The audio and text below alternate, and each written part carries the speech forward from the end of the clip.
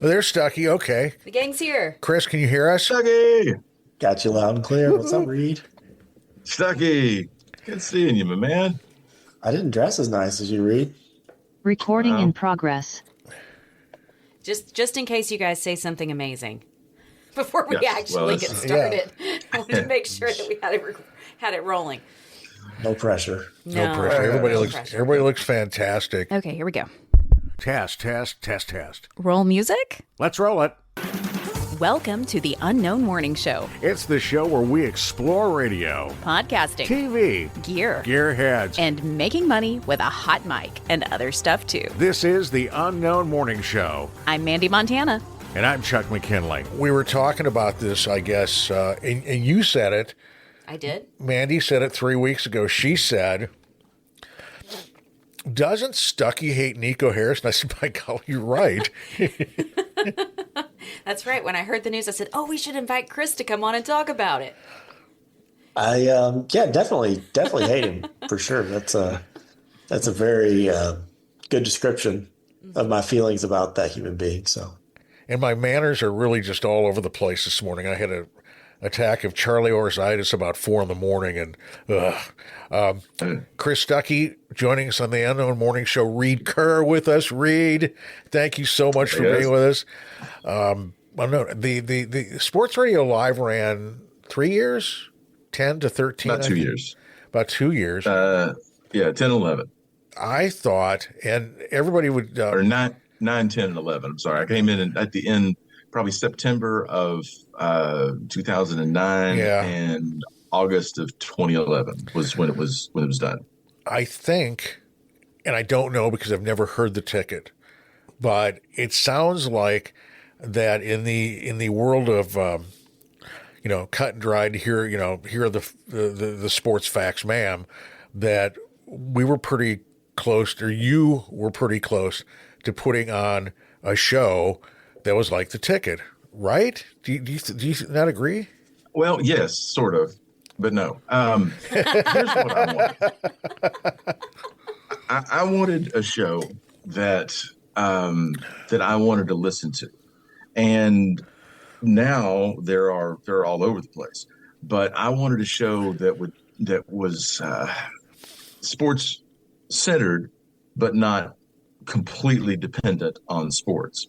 And like the tickets in Dallas was the first station to really do that, and they did what they call in the industry just guy talk. It's just whatever is happening, and that can be entertaining, and it can also just be dumb. You have to really have good hosts, and the ticket does. And they always have. They've had good guys with good personalities who usually got it, what the purpose of the whole show was. But most sports talk shows are just boring as paint. I mean, if there's nothing going on, they still feel the need to talk about it.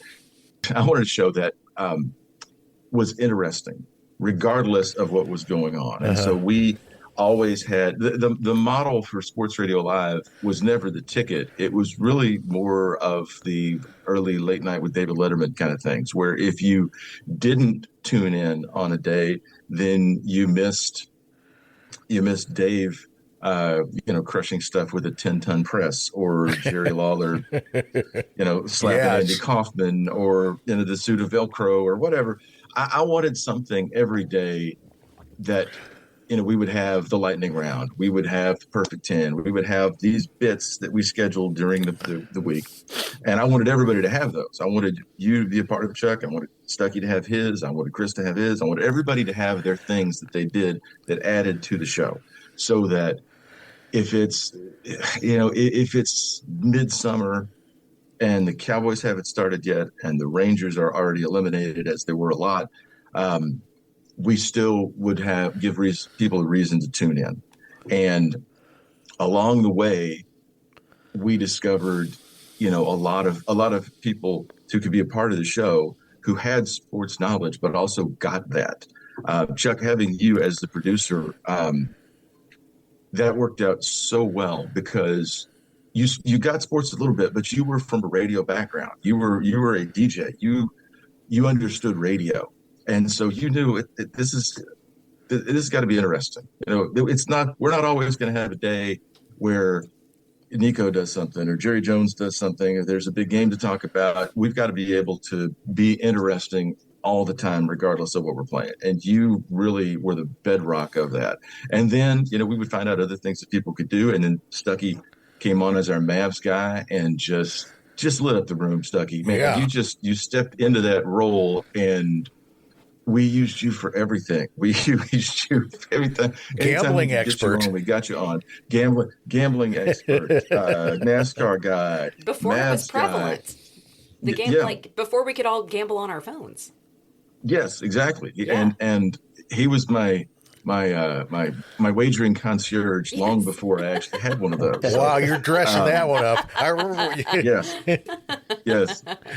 So we were just able to do something at that time that I'd always wanted to do, and people liked it.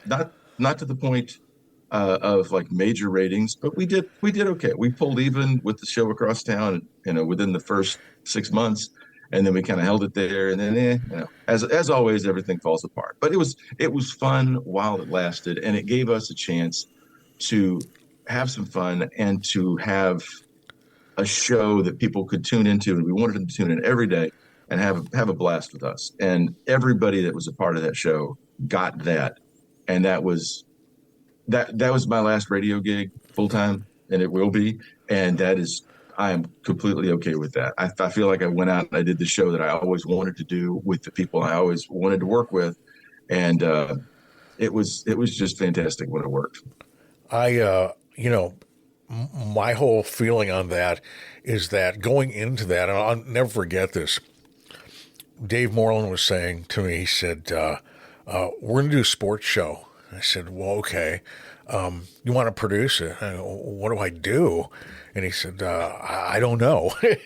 and so I was thinking, well, they need music. I can do music. And that's where I started. But, I credit, you, Brian Houston, anybody that I encountered as my mentors and friends to get me to the next stage of my career. Because, when I was putting things together for you, like intros and things like that, I didn't consider myself a good producer. I really, as far as a guy that would, go, oh, this bit goes here, we'll marry this with this, put some Led Zeppelin underneath, and away we go. And I didn't, but it got to me, by the time that we got the word where, 3 years later, where, we're going to take the station to the next evolution, which has nothing to do with you guys, which is going to be Spanish Top 40, which was, that's where we're going. That's where, and then I ended up over, with Paul Gleiser as production guy. There is a thought that the whole Nico Harrison thing could alienate Mavs fans forever. Chris, what do you think of that? I mean, I think firing him was the first step in trying to move past the just awful atmosphere that was created from that trade. And yeah. I think this is it's a really prime example, and Reed might be able to provide historical context better than me, but Nico was fired because the fans wanted him fired.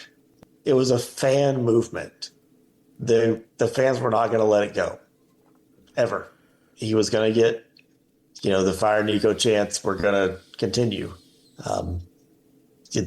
Going into this season, I think the Mavs ownership and Nico kind of hoped that success would kind of dampen those feelings a little bit from the fan base, but they started 3-8.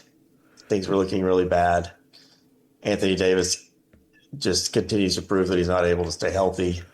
And the entire vision that Nico had for this team really never got the chance to, we never really got the chance to see it because they can't stay healthy.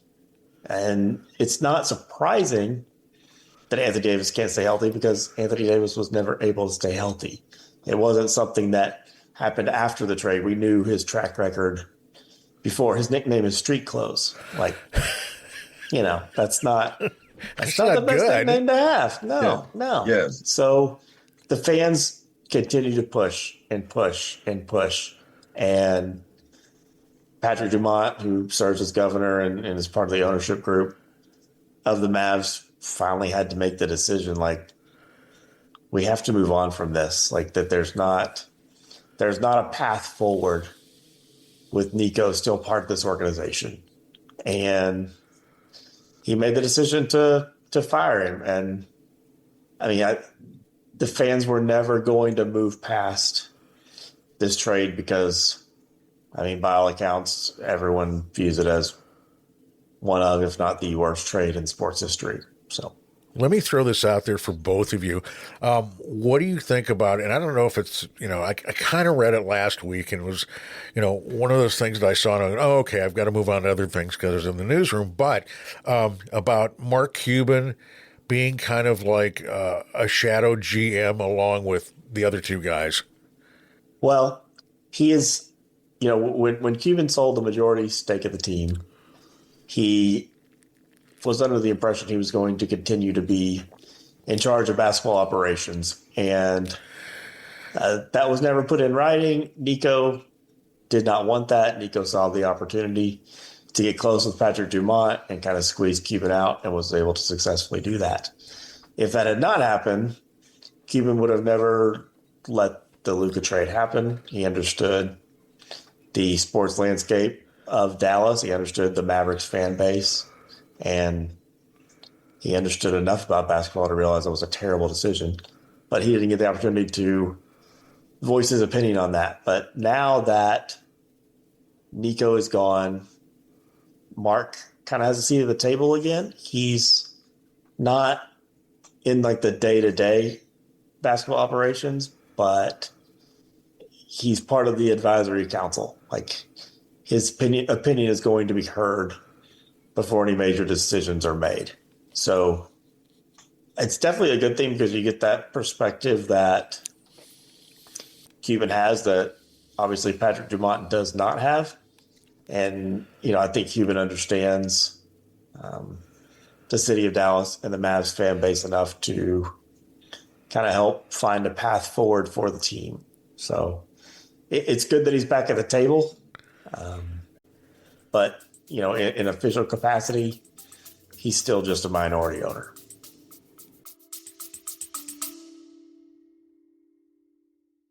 Buy me a cup of coffee, Mandee. Yeah. I've seen that on other podcasts. That's literally... Yeah, it's like a virtual tip jar. It's really that simple. So you go to the show notes, click Buy Me a Coffee, and then you have an opportunity to support the show in any way you like. Imagine yourself going to coffee with Chuck and myself and saying, hey, I like what you do on the show. I'm going to buy you a cup of coffee. Only all you have to do is click a link. It's that simple.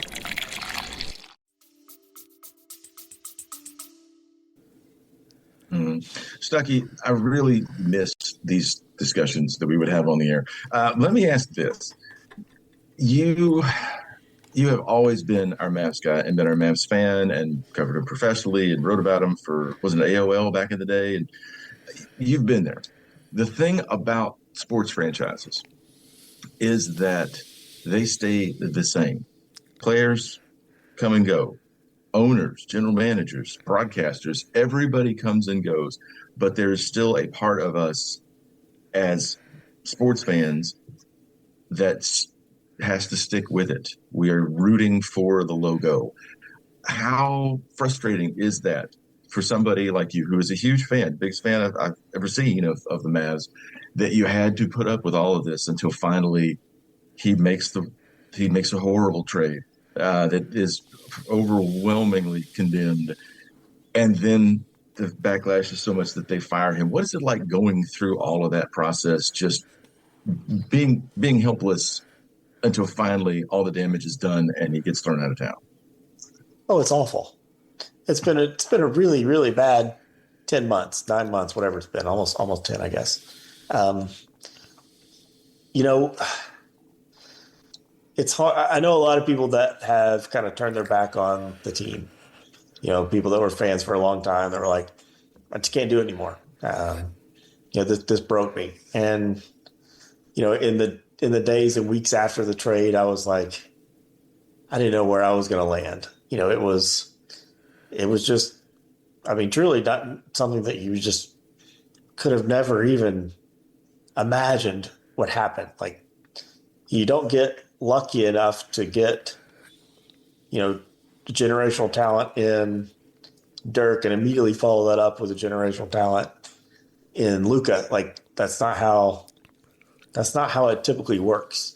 And the Mavs were fortunate enough for that to happen.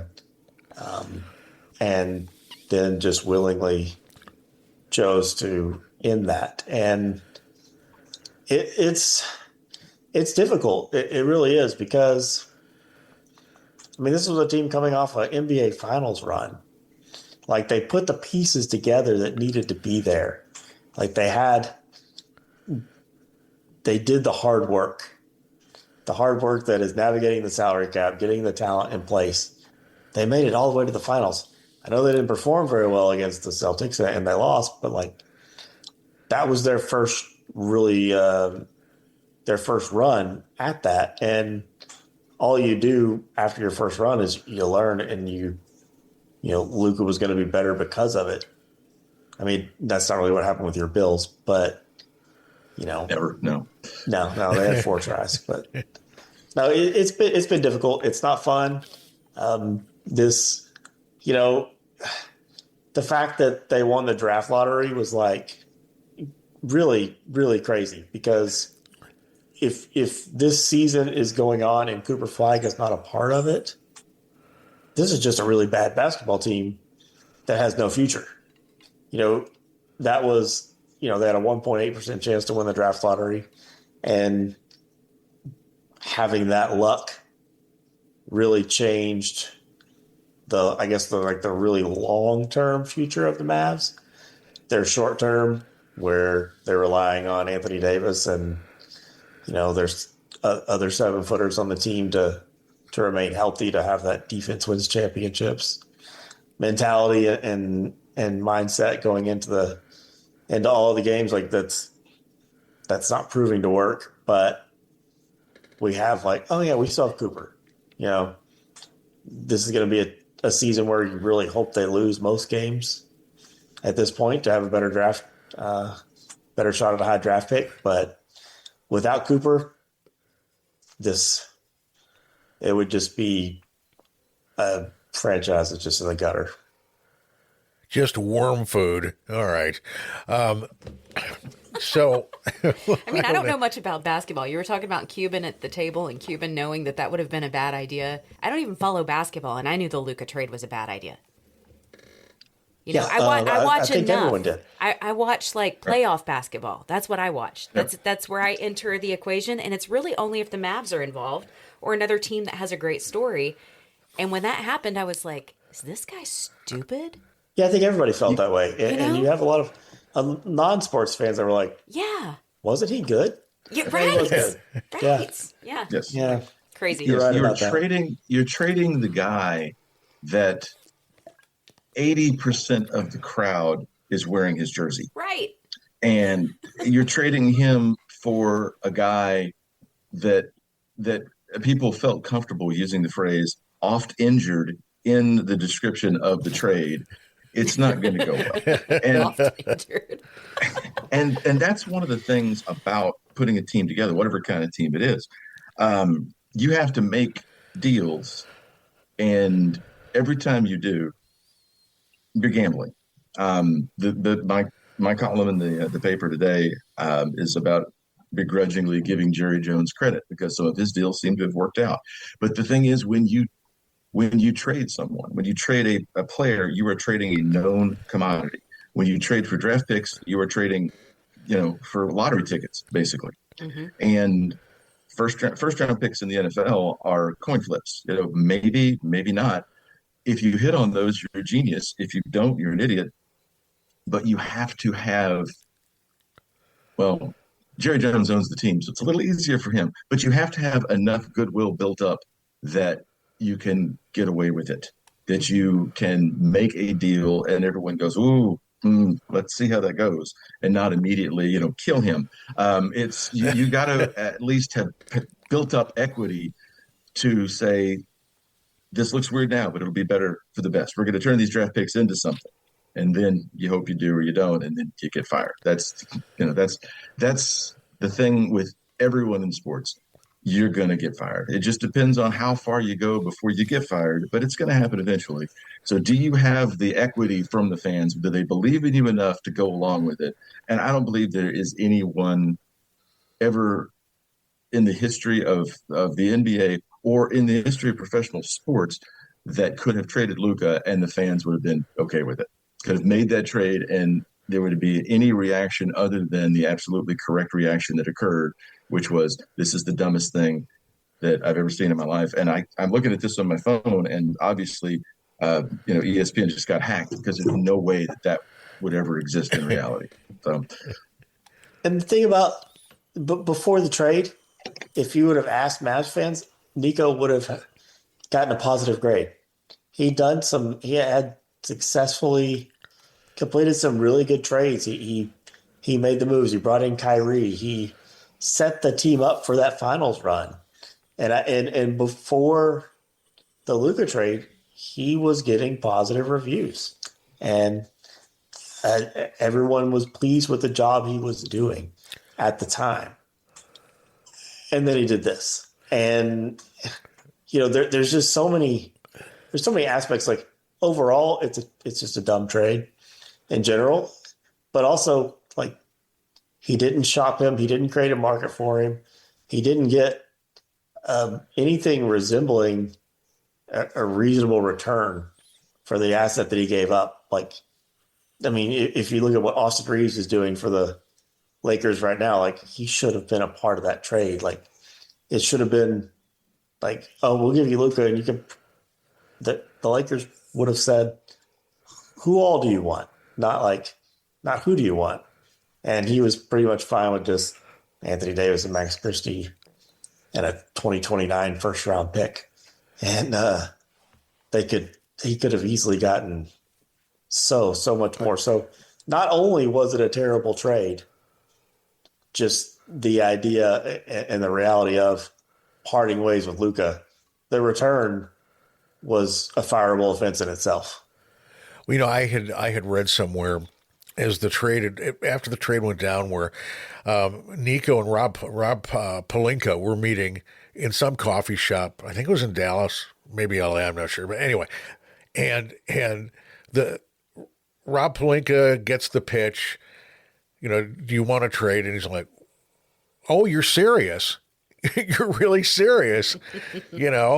Because it would seem like, why would you do that? And I'm just that conversation was January 7th at Ascension Coffee inside the Crescent Hotel in Dallas. Wow. Want the details, I love that you know this, Chris. Yes. They came out with a photo. Okay. After the trade, someone had, I guess, gone back in the archives and saw Pelinka and Nico meeting together. At that so this isn't one of those plausible deniability things either, huh? No, you were there. They were there. Mm-hmm. You're there slopping it down. We now know what they were talking about. Dogs, you. Yes. So that's how monitoring Mexican restaurants is how we found out that Jerry Jones was going to be buying the Cowboys and firing Tom Landry. Yes, that's right. Did you watch that documentary, Reed? I didn't. It's in there. That's why, because I didn't know that story until I watched the documentary, and I was curious to know if you guys had watched it. So Jerry was having a chalupa? Let Reed tell the story. Yeah. It's great. Yeah. Well, he was coming. My understanding of it always was that Cowboys have to be sold. Bumbrights lost all of his money, so Jerry is coming in, and Tom Landry at the time he needed to retire. He had been one of the greatest innovators, top 10 in the history of football. The flex defense, the 4-3, all of that, the shotgun. Tom Landry just was ahead of his time. But as anyone who ever grew up gifted as a child understands, eventually everything catches back up with you. And Tom was struggling, and the Cowboys were not good, and it was time for him to go. And so Jerry is rumored to be buying the team, and everyone is, what's going to happen here? And no one has said anything. And it really was not, it had to be done, but it should have been done in a much more respectful way to Tom Landry, as he was the only coach the Cowboys had ever had. And you knew that because they mentioned that on every single broadcast. But somebody at the Dallas Morning News spots Jerry and University of Miami head coach Jimmy Johnson having fajitas and margaritas at a Mexican place in Highland Park, I think. And they realized that's a job offer right there. And sure enough, that's what happened. And so Jerry, they fired Tom Landry. Jerry takes over the team. And immediately everyone is angry that they fired Tom Landry. How dare they fire this guy that should have really honestly been fired, but not in a manner befitting what he has meant to the franchise. And Jerry comes in for his first press conference as the owner of the Dallas Cowboys. And everyone is angry already at him. And all of the media that are there, that, and this is 89, maybe late 88, the media was a part of it. Everybody that was covering that team was famous in their own right, in their, wherever they were. And they were just waiting to unload on Jerry. And Jerry walks into the first press conference, and all anybody wants to talk about is him firing Tom Landry. And he's excited because he just bought the Cowboys. And the first thing he says is, well, this is the happiest day of my life. And everybody just was so angry with him about all of that. He was a bit of, I think the term would be bumpkin. He was quite the bumpkin when he took over the Cowboys. He has since, I think, attended some classes and learned what not to say, sometimes. To have attained the power that he does in the NFL, behind the scenes on the committees and everything else, he had to learn to project a better image, I guess. But yeah, so that's two famous Dallasisms that we uncovered at restaurants that when people thought they were being sneaky. Well, that sounds, what Jerry said was very tone deaf. And anytime that Nico Harrison spoke after the trade, it was very tone deaf. After winning the draft lottery, he used the phrase, "Fortune favors the bold." And that's not a way to the Mavs fan base's heart. That's saying, yeah, I made a bold move and I'm being rewarded for it by dumb luck. Okay, yeah. Good job, Nico. Wow. Yeah. Winning the draft lottery was not what we thought we were going to need to salvage this. Yes. If that's what you were relying on, then your ticket out of town should have come a little sooner. A part of your plan was cashing in something with less than a 2% chance of paying off. That's, they build casinos based on guys like that. And I mean, not the ones in North Vegas, the big ones, just on people who are willing to take those bets on the 2% payoffs. Then they use that money to buy an NBA team like the Mavs. Yes, they do. So you didn't watch the America's Team documentary, Reed? Not interested? I know you're not a Cowboys fan. Well, I'm not a Cowboys fan, but I have grown up with the Cowboys. Right. All of my family were Cowboys fans. Yeah. And that's why I kind of rejected that early in my life, setting a pattern of going against the grain that has served me well in no way at all. But I was there for all of that. I mean, right. I've always been around the Cowboys. You couldn't possibly not know the Cowboys. And that era, I've said this before, but I don't know if we'll ever see another era like that in terms of fan interest and support, because the Cowboys were at a very low point in the late 80s when Jerry took over. And then they went lower. They traded Herschel Walker and were 1-15, and there didn't appear to be signs of anything. And then the next thing you know, I think the next year they were 7-9. Then the year after that, they were in the playoffs, I think 11-5. And then the year after that, upset the 49ers in the NFC Championship game, you win your Super Bowl. And the whole state of Texas became just crazy Cowboys fans again, as they were in the 70s and the very early 80s. But it was almost like having a college team. It was almost like having, like, you grew up with these guys, because you watched them when they were 1-15 and far and away the worst team in the league. And they got a little bit better, and then they became a playoff team, and then they were there. I remember this. The year they played the 49ers in the first year of the NFC Championship game, which I believe was the 92 season. I am working without notes here, so please feel free to fact check me and yell at me online. I was going to school at college at UT Tyler, go Patriots. And I was in my hometown of Carthage, the town from that Bernie movie, as we call it. I was working part-time. I was doing radio, but I was also working at a baseball card comic shop in town. Joe Frank Metcalf was the guy from Tatum, just a great dude. He was caught up in it. He was, how about them Cowboys, all that. He went after the playoff game that sent them to the NFC Championship game, when that was the year that Jimmy Johnson said, "We'll win." Put it in bold type, "We'll win." He drove to Dallas and bought like every kind of Cowboys, anything that he could find, unlicensed stuff, like guys selling T-shirts at like the corner of Major and Harry Hines. He would just buy them all and took them back. Put them in the shop. Within an hour, they were all gone. People could not get enough of it. Unlicensed stuff might have not even been spelled correctly. Who are the Coy Boys? But it didn't matter. People wanted it. They were a part of it, and there was no entitlement. It was like the little team that could was finally, that people had supported for so long. And I don't think we'll ever see that again, because pro sports just.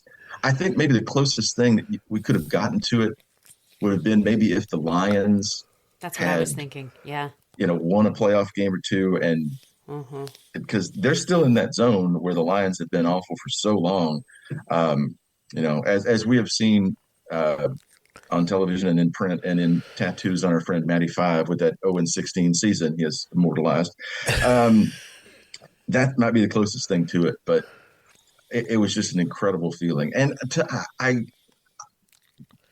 do like documentaries, but just some things that I'm close to, I don't. I mean, because I remember all that. The first time I saw that,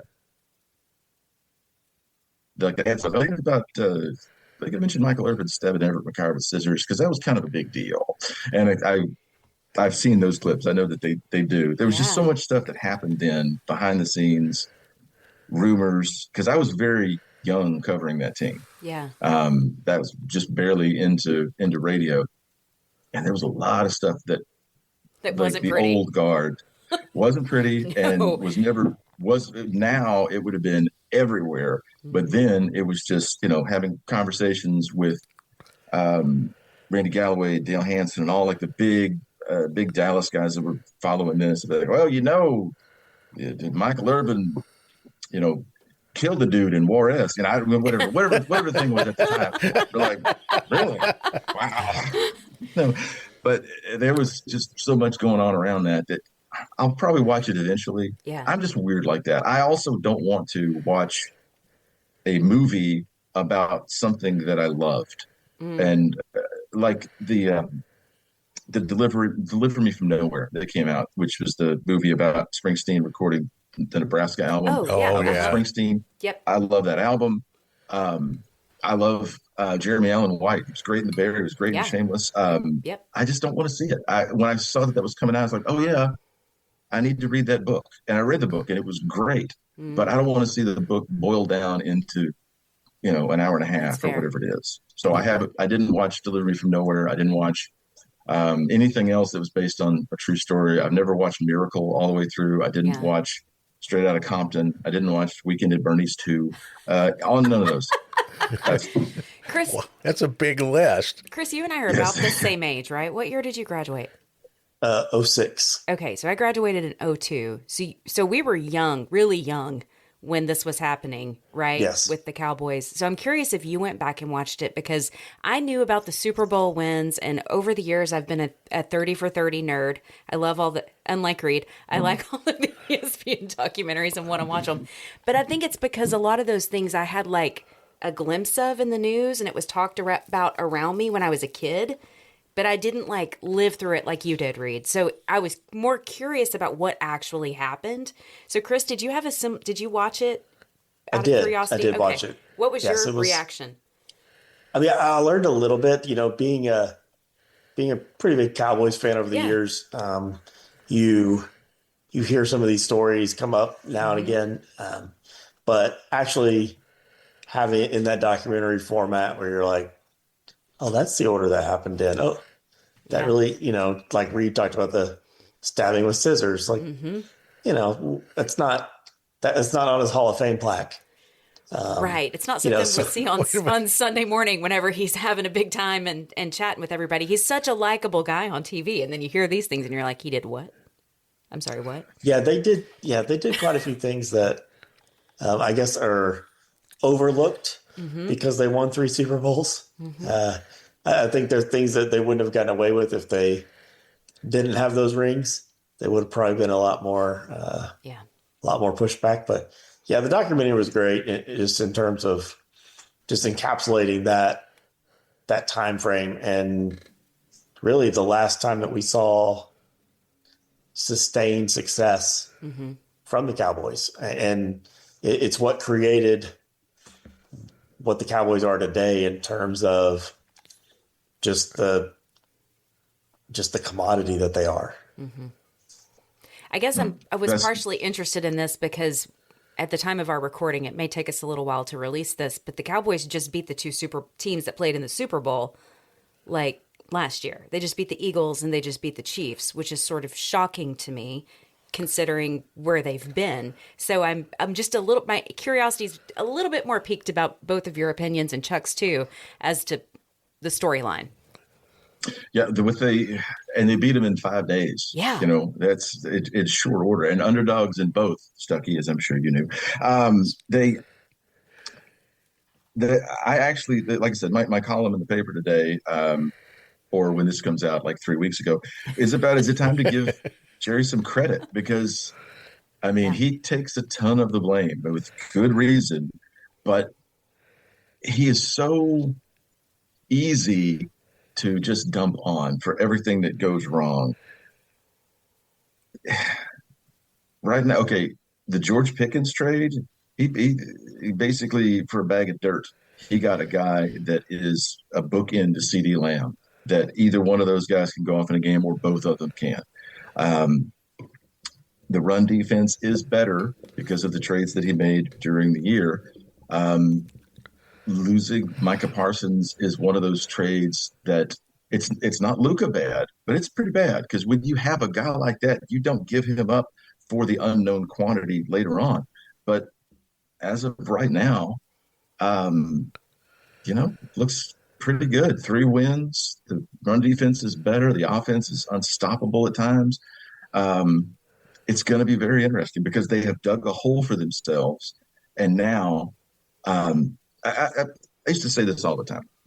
I have seen a lot of games of everything. There's a lot of times I'm not even interested in the final score. Just tell me the story of what's happening. And the story right now is Dallas chasing. And there's things going on in the NFL. Are the Chiefs are they in? Are they going to even make the playoffs? Where are the Bills and the Ravens right now? The big one to me is Dallas chasing, because nobody's hotter than they are right now. And the Eagles are stumbling.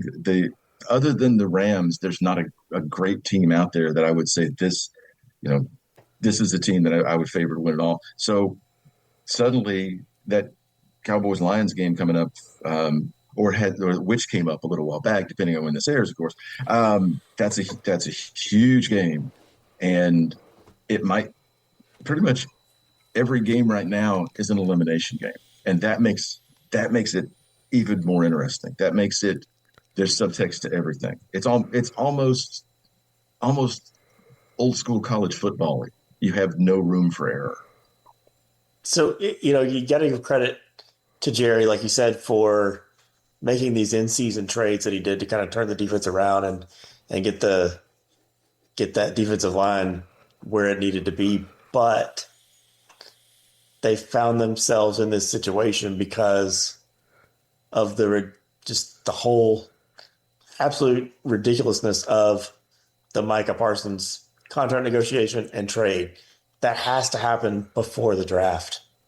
And Yes, because it happened in August, they find themselves with, capital to trade at some point, but not with a defense that is where it needs to be to complement the offense enough to have the success that is needed early in the season, to not find themselves now where it's like, well, if they went out, they might make it.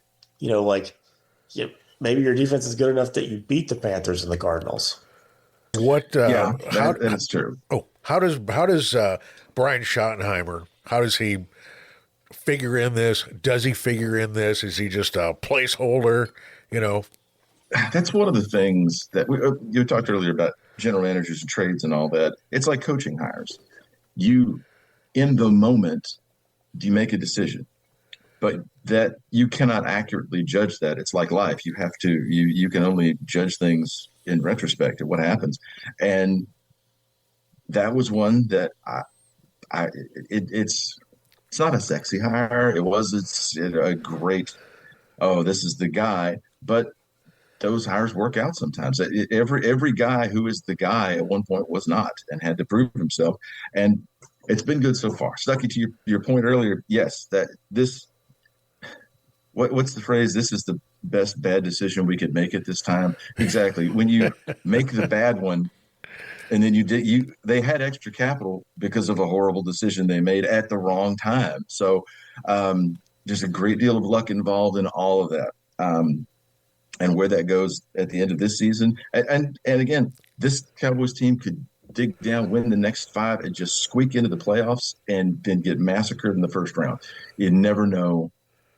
Or they could go all the way to maybe the NFC Championship. Anything can happen. And the NFL in general is just better when that has a chance of happening. The Cowboys are like the Yankees. They're like the Lakers. Things are just better when they are in the discussion in a good way, when there's a possibility there. And so that's what we've got now. And all of the rest of it, you have to judge way back on it, I think. What about you, Stuckey? What do you think? So, yeah, like you said, the Schottenheimer hire certainly wasn't, what you would think the Cowboys coaching hire should be. The Cowboys should have their pick of whoever they want, whenever they want. But that's just not the case right now. And I think enough coaches have worked with Jerry Jones that word is out that this isn't necessarily the best situation to get yourself into. He meddles a lot. That's what he's done. That's what he's always going to do. And given that that's the state of the franchise and there's no, change in the foreseeable future, your best bet on a coaching hire is someone like Brian Schottenheimer. And, like Reed said, sometimes these work out, sometimes they don't work out. It looks like he might work out. Like he appears to be a pretty good leader.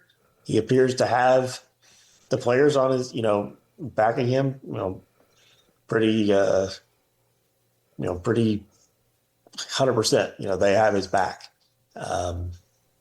It's weird to hire a career coordinator to become the head coach of the Dallas Cowboys when you feel like you should look at all of the hot coaches that were up for jobs, like Ben Johnson, who went to the Bears. Like, you would think that would just be automatic for the Cowboys. But I don't even think Jerry is big on paying that high salary to those coaches either. And that's one of the reasons he doesn't attract, the top talent. He doesn't want to pay that 10 million plus. He wants to get what he feels is a bargain, which, 3 or 4 million on a coach when your franchise is worth 12 billion seems short-sighted, but that doesn't seem like it's going to change anytime soon. Well, I mean, his comments about Jimmy Johnson early on about anybody could have won with that team, right? Says a lot about what he feels the coach's responsibility is in that role. So why would he want somebody that's really talented and charismatic like he is and strong and powerful to come into that role and compete with him? He doesn't. He doesn't like to share the once. headline. Yeah. Right. Oh yeah. Yeah. That's right. He believes in the brand, right, Stuckey? He's the star above everything. And if you don't fit the plans, they'll move on to somebody else. Yeah. I mean, in the documentary, he's like, I bought the team. I'm going to run the team. Mm-hmm. Not that I'm qualified to run the team. I'm able to do it because I bought it. I'm in charge. Right. I get to do what I want to do. And he truly feels like he's the best person for the job, which is probably one of the problems. But yes, he was the original fantasy football general manager that you always laugh at in your league. But occasionally it works out. And it worked out early. It worked out early with Jimmy Johnson coming in. And the thing about those early Cowboys teams was it all worked out. The picks they got for Herschel Walker that they would trade down, and they almost all worked out, which is mathematically speaking a complete anomaly because, like I said, the draft is always a coin flip. No matter where you're drafting, no matter what the pedigree is, it's just you're guessing. And those picks worked out so well for the Cowboys because when they started that run, they were not only good, they were deep. They were 6 and 7 deep on the defensive line. They had 6 guys on the offensive line that were all quality starters, all pro guys. And like Stuckey said, they're still kind of living off of that. Everyone knows how long it's been since the Cowboys have won a Super Bowl or played in an NFC championship even. Is it 30 years? Time, it's close. Isn't it like 33? It's close. 95, 93, right? 95 season. Uh-huh. Yep. Yeah. After Switzer, the Cowboys went with Chan Gailey, who was not a very interesting person to cover. After covering Switzer, right. My God, Switzer's last year was my first year. Okay. And my first year to actually go to training camp and be around all of this. What a cool experience. He was, I could tell what a force of nature that dude was, just on sheer charisma. I could tell how Barry Switzer could come into your trailer in some, gully in Oklahoma and sit on your couch, and next thing you know, your kid is playing for him for 4 years. I could totally see that. The way they do things now, where if you see, after an NFL game, everybody goes to the podium. They stand, they talk. Behind them is the big thing with the logos of whoever is sponsoring it, all of that. It wasn't always that way. And for Switzer, we'd be on the sidelines waiting to get interviews after training camp, after the first practice was over. And there was a guy who walked around with Barry Switzer, and he had this thing that he carried, and it was the crates that milk comes in, like the milk crates. If you're of a certain age, you had those to put your speakers on when you were in high school and college. Oh yeah. They had one of those that was just like taped together to make a podium. It was like 2 across and 3 wide. And this guy would just walk around after practice with Barry Switzer. And Switzer would walk, he'd finish, he'd break the practice. He'd go over and talk to these people. He'd go over and talk to his linebackers or whatever. And then he'd just point. and the guy would put it down, and Barry would step up on the podium, and you put your microphones out, and he would just chatter that Switzerish gibberish about. It was not very polished.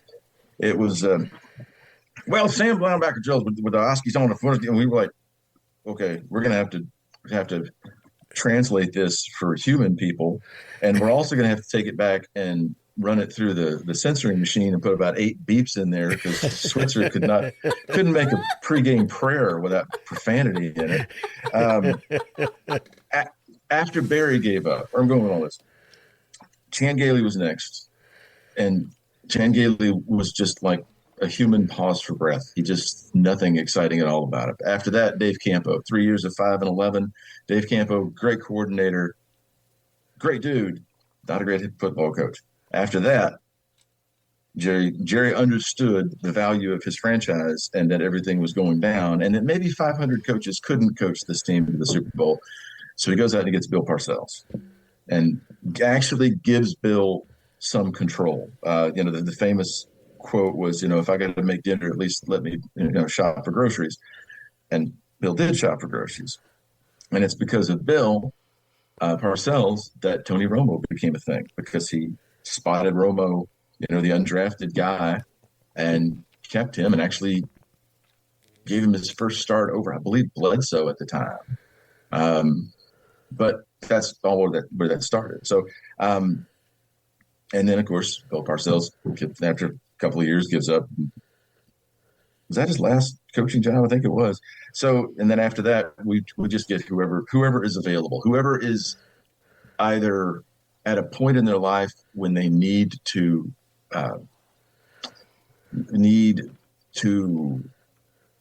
step up into the next level, or when they need to do some kind of like a career rehab assignment, basically. And I think that's where Mike McCarthy was, where McCarthy was a Super Bowl champion, but out of a job. And now, we have a coordinator who was not anybody's first choice, but has done well so far, and that's all you could ask of him. So, there's a lot of Cowboy stories over the years. Maybe I do need to watch the documentary just to see where I was when some of those things happened. You might enjoy it. And on that note, I'm curious because Chuck, country music was popping off in radio at that same time, like 90s country, Garth Brooks, George Strait, all of that. Yeah. So what was it like in country music radio in Texas, cheering the Cowboys on and talking about? I mean, it was all happening at the same time. I just think it's interesting that in that time in pop culture, you've got Jerry Jones, this bigger than life hillbilly, and you've got country music that is like taking over the pop charts at the same time. Like, to me, it's interesting because it's like in New York and LA, they're probably going, what the hell is happening? Sure. Why am I wearing a cowboy hat right now with a star on my chest? Right. It's just an interesting coming time. of urban cowboy is this? Yes. Yeah. I remember Toby Keith's first one, Should Have Been a Cowboy. Yes. I remember people singing that line in there, just like Gene and Roy. People would sing Gene and Troy for Aikman back then. It was everywhere. It's just wild. Just such a different time. I was thinking about the intersection of that and just how bizarre pop culture can be. And then today, we're sort of in this weird resurgence of like country fashion in our culture too. I don't know if you guys noticed this as guys, but as a girl, I'm surrounded by it a lot. Like women wearing cowboy boots and they're wearing cowboy hats. And while that happens in Texas kind of all the time, it's happening even more prevalently right now. And then you've got kind of this weird resurgence. Could the Cowboys win out? It's just weird to me that like all of this is happening at the same time. And then of course, you ask yourself, but do I care if Benny Blanco is going to be doing halftime in the? It's Benny Blanco, right? Isn't that his name? Is it Bad Bunny? Oh, Bad Bunny. That's it. Bad Bunny. Benny Blanco. I actually don't totally know.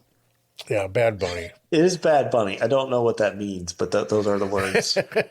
I'm feeling really old right now because I don't know and I don't care. Well, it's the thing. To me, it's like Super Bowl halftime has degenerated from where it was a thing, a definite thing, to where, to me, it's just, okay, time to grab another sandwich, go to the bathroom, and then, gear up for the second portion of the game if I'm interested in the second portion of the game, you know? I'm more of a fan of the AFC and NFC Championship. Give me those two games on Sunday, and then the Super Bowl is just a spectacle. That's me. Yes, because those games are home games. The Super Bowl is a big dead game. Yep. It's not. I have had opportunities over my career to go to the Super Bowl. I have turned every one of them down. I have gone home and watched it where I could control everything and not be just at a game where the main point of the game is to let everybody know that I was at the game. Right. You know, it's not a home game for either team. Even on the rare occasions where that's possible, you can't afford those tickets. It's not there's no cheering section there made up of your fans unless they're really rich. And the halftime shows, what do we want from a halftime show? I mean, we used to have Up With People and marching bands, and now we have something that is it still MTV that's putting it on? I think it's Apple. Is it Apple and Beats? Dr. Dre? I think you may be right on that. I think it is a corporation that is vaguely attached to music putting on a halftime show. And no one is ever going to please everybody.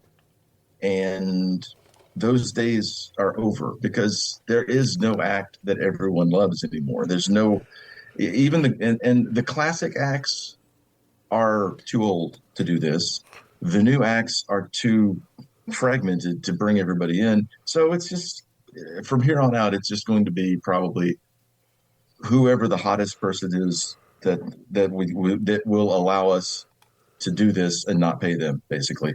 Well, I was about to say, isn't that part of it? Is they don't pay them; they have to play for free. Which artists that understand their worth, probably and are established, are probably like, why would I do this? I mean, they're paying for the audience, I guess. Yes, but they got bills to pay too. The entire field of music has completely changed over the last 20 or 30 years. It used to be that you would lose money on tour to sell your album because that's where your money is. Now there are no albums and everybody is streaming them for basically free or pennies on the millions. So you tour for the money. That's where you can give your album away, but you have to tour to make a living. Yep. And playing the biggest show of the year to promote your music, that still does it makes you relevant in the pop culture, and everybody talks about you, and most people hate you because that's what we do. That's the national pastime. It's hating the Super Bowl halftime show. Whoever it is, every year, you can write the tweets and the Facebook posts before it ever starts. And just say, okay, I can't wait for somebody to say, worst ever, I did enjoy Usher. I did enjoy Usher. I liked Usher. I thought that was the best one we've Usher. had in a long time. He surprised me. I forgot how many of his songs that I liked. I had so much fun. I actually started streaming his music again after the halftime show. Well, there you go. There you go. But if we all stream Usher's music after the halftime show, and I did also. He has way more hits than I remembered. Yeah. How much money does that actually make for him? Not it enough. Makes him relevant again. Right. But it's just like coaching the Cowboys. You have to be at a certain point in your career, either coming up or going down, for it to make sense for you, I think. Yep. I think you're right. We could probably have a long conversation about the state of the music industry, Reed, because you've nailed it. And I think the average person probably doesn't realize it because they're not connected to it. But they do have to make money now touring, and it's very expensive to tour. And if you've never been around it or never really given it much thought, you don't know that. But they've got a ton of people to pay. And the way that you put on a concert now, it's not just 4 or 5 guys standing on a stage with some sound people running it. I mean, you've got pyro, you've got these massive LED screens that are happening. I mean, it all adds up, and you've got to have people to drive you there. I mean, it's a massive, massive expense, and I can't imagine how much an artist would have to invest to put on a Super Bowl level halftime performance and not get paid. Yeah, because you can't just you can't just roll out a couple of acoustic guitars and No. put a rug down and sing sing our favorite extreme song out there. You've got to have No. everything everywhere. Right. And I've noticed a lot of bands are not taking that jump to the next level of playing arenas Mm-hmm. if they can still do well in the clubs and the bigger venues like that, because I think that there's a certain price point that Yep. when you make that jump, that's more is expected of you. The trucks get bigger. If you can make it at the lower level and not have to have so many people on the payroll, it might Right. make more sense for you. So, Yeah. to me, the craziest thing about all of this is the fact that, like, when Taylor Swift tours, the second biggest thing on tour is her truck. Yeah. It's her merch truck. Mm-hmm. The truck comes to town before she does, and people line up for hours Mm-hmm. to buy the merch. Yep. It's just it's incredible. And I'm not saying there's anything wrong with it. I don't know what's right with it either, but it's an incredible thing that's happened. It's like only happens to one or two acts Yeah. ever. But yes, She's interesting. She's built such a tight relationship with her fans over the years. And honestly, I didn't care for her country music at all. Had zero interest in listening to her. And still don't really like those albums that she put out. When she put out her first pop album, it intrigued me and I really liked it. And then I got invited to go see her in concert because I was on the pop station at the time, and she was inviting, the program directors and the air talent to come out because she's trying to build this new pop career. And I was sort of blown away by the level of attention to detail that she put into things. I had a chance to meet her. Her mom took us on a backstage tour, and it was unlike any other fan experience I've ever had.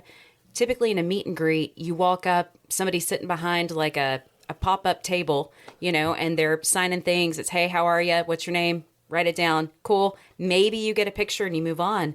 But with her, the way she set it up, she had like this whole set. It was like you were walking into a New York loft.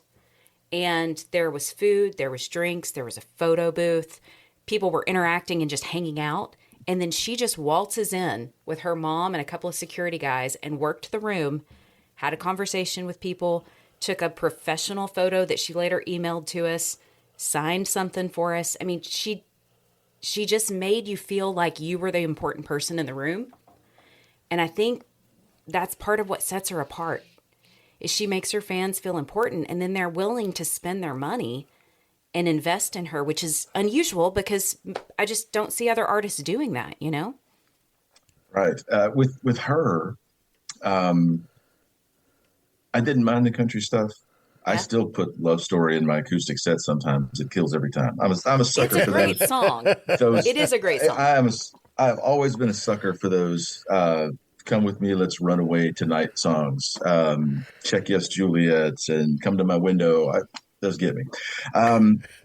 It seems like she has, over the course of her career, just built that relationship. Mm-hmm. She's been willing to put in the work to have the crossover career that Leanne Rimes had dreamed of.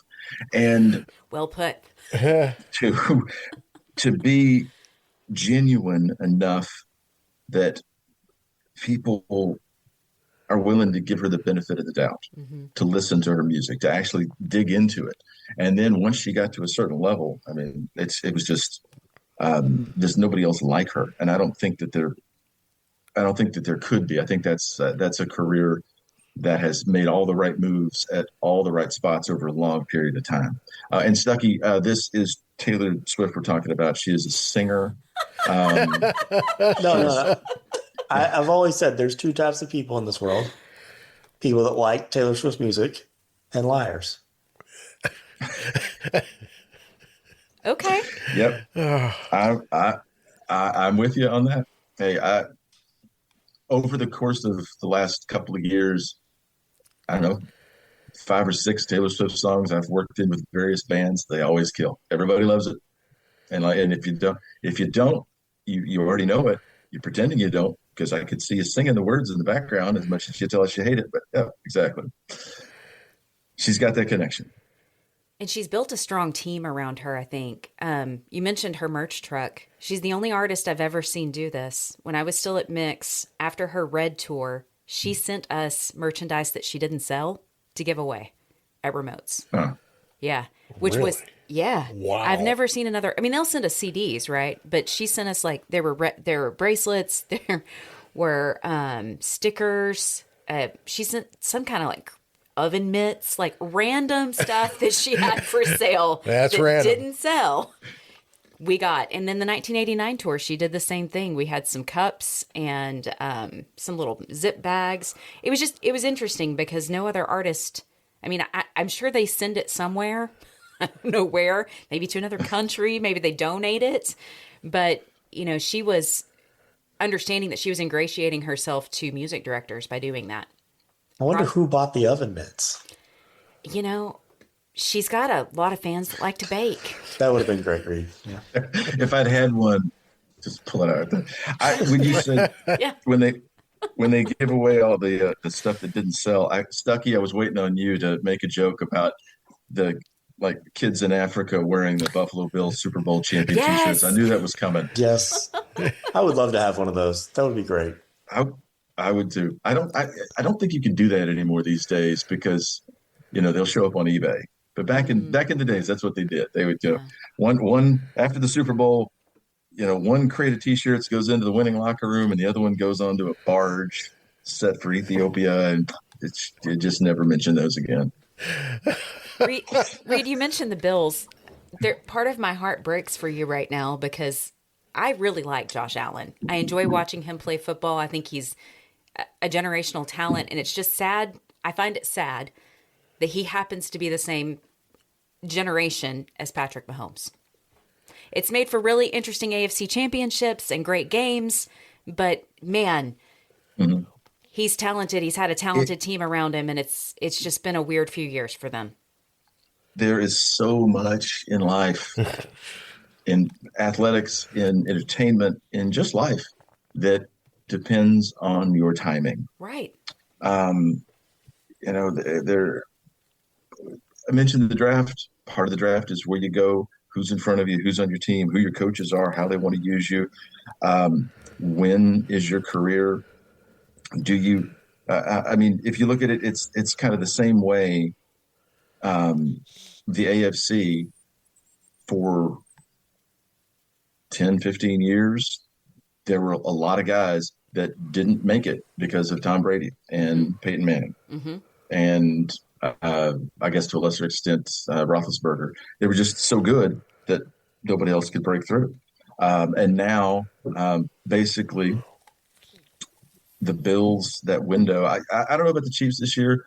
The Bills are struggling. And at some point for both of those teams, you have to go, we've got a great quarterback. Let's find someone he can throw it to that can catch. I know they can do something with nothing, but you know what's better? Something with something. Actually get receivers. I fear, Stuckey, tell me if I'm wrong on this, but I fear that I'm in danger of seeing Josh Allen turn into Phillip Rivers, but with less children. I definitely think that is a distinct possibility. This was the year that the Bills needed to be good because the Chiefs are just kind of mediocre. This was their opportunity to not have to deal with the Chiefs and Patrick Mahomes in the playoffs. The one thing that's kept them from moving on. And to see them struggling kind of at the same time is definitely disappointing. I mean, Josh Allen he's just fantastic to watch. Mm-hmm. I mean, what a fun player. But I'm with you. They don't have enough pieces around them. It's like when Aaron Rodgers was with the Packers. You make all of these mediocre wide receivers look really good. That's because your quarterback's really good, instead of just getting a wide receiver that's actually really good. And that's, I think that's one of the reasons. I mean, the Chiefs skill players are probably one of the reasons they're struggling as much as they are right now. If Mahomes isn't absolutely perfect every game, I mean, he needs somebody that's taller than 6'1" to throw to. Yes, and somebody who was a friend of mine used to refer to receivers like that as gazelle-like, in that they ran fast, but they had little hooves for hands. Can't catch the ball. But yeah, and that's in the NFL especially. You have a certain amount of resources. What are you going to do with it? And we see this sometimes, like with the Cowboys. Great offense, defense. The Bengals, the Browns the other way. There are teams that are just so much fun to watch on one side of the ball and then unwatchable on the other, that it's a management problem. You don't need to be putting all of your money into one side of your team is like only brushing the front of your teeth. It's not really effective long term. So we're seeing that a lot, and I fear that the Bills. This was a year that if the Bills were good, they probably wouldn't even have to worry about Joe Burrow. But the Bills have stalled out behind the Chiefs, and now the Patriots are back with basically the same kind of setup they had before. I'm not saying Drake May is Tom Brady, but he is a very good, serviceable quarterback. And you have a quarterback that was a Bill Belichick disciple that is going to come up with all sorts of weird things nobody else has ever thought of. And now that division is not easy against all three teams. Thank goodness for the Jets and the Dolphins. But yeah, it's there was your window. Where do you find that next window? Where could you break through? It's just like in everything else in life. We're talking about music. Is what you are putting out, are you doing it at the right time to hear it? Mm-hmm. Are you in a band somewhere still trying to do swing music when we gave up on that for the second time like 30 years ago? Are you still, where are you and what are you doing? Because you can be ahead of your time or behind your time, but if you're not right on time, it's not going to work. And there've been a lot of times that I was listening to something that I realized later nobody else got, because it was probably 4 or 5 years ahead of where everything else was going to go. People were going to be influenced by this album, and they were going to sound just like that 5 years later. Beastie Boys, Paul's Boutique. The album came out in '89. It was so sample heavy that you could not release it today. You'd lose money on every single sale. But it released in '89, it sounded exactly like what pop music sounded like, and that whole hip hop scene in '95. I listened to things in the late '80s that would be like mid '90s alt country stuff. These are great albums and great moments, but are they the most productive? No. It's better to be right on time than ahead of your time, unless you want to be a legend and live on in people's minds. If you want to be popular and live on in a really nice apartment, you got to be on time to do that and not ahead or behind. So, Well said. Stuckey, were we ahead of our time or behind our time? I would say we were ahead of our time. We had podcasts before podcasts were a thing. That's true. Now everyone has a podcast. That is true. We didn't have a podcast. That is very true. I have been, a podcast? What's it? I have been working on Chuck to do this, though, for how many years? Well, I guess about 10. Yeah. I've been asking him, hey, we should do a podcast. I didn't know how to do it. I wasn't sure what I was doing. So we didn't. But I finally convinced him. Once I had microphones and an actual recorder. Yeah. Well, we had Donkey Taco. Donkey Taco? Yes. What's that? I still own that. Okay. So you own it like as a trademark? Well, let me back up. See where we're going with this. Yeah, I think so. Okay. We did we actually did podcasts with SRL, didn't we? I mean, you had a NASCAR one, Stuckey. Craig did a guys punching each other in the face one, whatever that was at the time. Yes. MMA? UFC, MMA. I don't remember okay. which. It was one of those. We did those, and we also, Chuck, if you remember, we would chop up the show every day. Yeah. Oh, and yeah. Okay. post the interviews. Yeah. Which everybody does now. And in fact, if everybody that you follow now will chop up their show for you and send it to you, so you don't have to actually watch it. Yeah. Late night TV, sports talk. Everybody does that. And so we were ahead of the game, so we were wildly unpopular with it, but it was still there. Yes. I'm betting those are still on the servers at whatever 99.3s, wherever they are now. I'm betting those are still there. But after that was over, we did. Stuckey, you and I, we came to your house, and me and you and Matty Five and Zach we did a couple of podcasts, didn't we? 4 Guys, 1 Podcast. Yes. 4 Guys, 1. Yes, 4 Guys, 1 Podcast. That probably is still out there on iTunes somewhere. But then after that, was it after? Did we come up with Donkey Taco after that, or was that before? That was before. We would record that after the show in studio. Yes, we needed a name. Stuckey. This was all Stuckey's idea to come up with, and we're like, well, anything blanksports.com is taken. Anything that people have heard of, and we were like, well, okay, some of the biggest things on the internet that everybody knows, these are not words that are relevant to it. Like Google was not something people searched on. It was just a word for a big number. Yahoo, whatever. So let's just come up with something that people can remember. And so donkeytaco.com was born out of that. And no one that I've ever mentioned that to has ever forgotten it. That is the perfect branding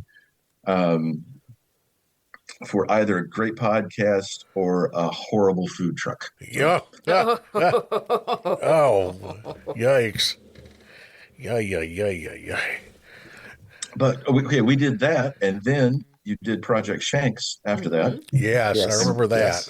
Yes. Stuckey ran his own little media empire out of it. But honestly, the thing that I am the most proud about the ending of my radio career, well, one of the things I'm most proud about is that I already knew that they were going to fire me that day. So when I showed up, I had already cleaned out my office, wiped my computer, and brought them the list of everything that they owed me. So that was... That helps. Sure, it's you saying, yes. Well, guess what? It's not a surprise. Yes. No, it's not a surprise. Did I ever tell you how I did that? No. Okay. Very brief story here. The only time I've ever been fired in radio or TV was at the last job. Every other time, I was like, this is going downhill, and I got to get out, so I would leave jobs. Uh-huh. Never left the job without another one. And this one, I was almost a high school math teacher at Chapel Hill. Just couldn't get out of this into that one. And so finally, I do my last show at Dudley's on a Thursday, and Dave Moreland, St. Dave, calls me, and he tells me, "Hey, I need you to come in tomorrow." And he says, "She's going to make me fire you." And I said, "That's all right, Dave. I understand. I know it's coming." I'd found out months earlier that this was kind of in the works because no one in local media can keep a secret. So I knew it was coming. I was trying to get out. We had a Cowboys preseason game that night. My mom and dad were in town also. They had come over to see me. I drove up from Beaumont. So I got everybody. We talked about it and had dinner, and everybody went to bed. And I watched the end of the Cowboys game. It was Cowboys preseason game because it was August. And I drove up to the station. And the game, the post game on a Cowboys game is like an hour long. So it's forever. So it's about 1:00 in the morning. I am sitting in the parking lot. Jason Pointer was running the board. Big Mully. Yes. Jason, I love him. He never stopped talking. He would always had a conversation going to something. And my favorite thing with him when you would be out and he would sub in for you, and it would be a day we were doing the lightning round, and it was supposed to be like 10 topics real quick, like rapid fire thing, and his rapid fire things would take like 3.5 minutes, and I'd just be screaming at him to keep going. Anyway, he is working the board. He finishes the shift. Dave is up there to make sure everything went right because it was our first game.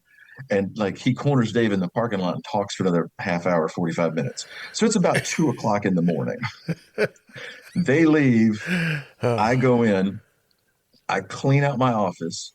I wipe off my computer. Anything that was mine, I took. All my ideas, everything else. I just made sure that I did not have to come back and do that awkward walk. You know, it's like, oh, it's too bad I'm carrying boxes and stuff out. So I did all of that, figured out like how much they owed me for trips and other things, and had it all printed. I printed it all out on their printer, used their ink, had everything done. So the next day when I showed up to get canned, I was able to just pull out the folder and go, yeah, this is what you owe me. And that's like that moment there where the general manager realized that they were not as smart as they thought they were, and that I knew all this was coming. That was also kind of worth it. But the other thing that to me, as that ended my radio career, I was done. I did the thing that I wanted to do it's kind of going back to what we said at the beginning of this, with the people that I loved and that were great at what they did. And I did the show that I always wanted to do, and that was enough. I'm done. I'm so proud of the people that I worked with, and especially guys like Stuckey, guys like Zach, who did this for a while, who did video and press and stuff after I was gone, and then decided, I don't want to do this. This is not worth it. They'll do their own thing. They did Project Shanks. They became media moguls, as Stuckey did. And then they went on with their lives. They weren't stuck in it like I was stuck in it for 20-something years. They went on to have families and take care of themselves and grow up and become, big parts of society, to become just the things that dads want their kids to grow up to do. I kind of felt that way with the people that I worked with, because everybody did okay. Everybody, those of you that are still in radio are still doing well. Those of you that got out have moved on to other things and are very productive in life, and you have families and you're happy. And that to me, it's like they say about coaching. It's not wins and losses. It's the people that you work with. It's the effect that you have on people. And I know that you guys had a tremendously positive effect on me and my life and where my life was at that time and for the next couple of years, honestly. And I'm glad to see that it was good for everybody, and that it's over, and it was a positive for everyone. We had some fun, we had some laughs, and then we went on, and I love that.